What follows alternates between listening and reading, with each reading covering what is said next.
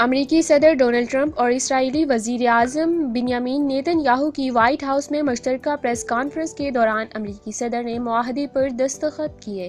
معاہدے کے تحت امریکہ نے باضابطہ طور پر گولان پہاڑیوں پر اسرائیلی قبضے کو تسلیم کر لیا ہے۔ اس دوران اسرائیلی وزیر اعظم بنیامین نیتن یاہو نے صدر ٹرمپ کی جانب سے گولان کو اسرائیل کا حصہ تسلیم کرنے کے فیصلے کو تاریخی قرار دیا۔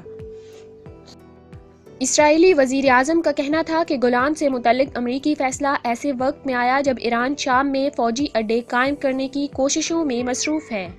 دوسری جانب شام نے گولان پہاڑیوں سے متعلق امریکی فیصلے کو ملک کی خود مختاری پر حملہ قرار دیا۔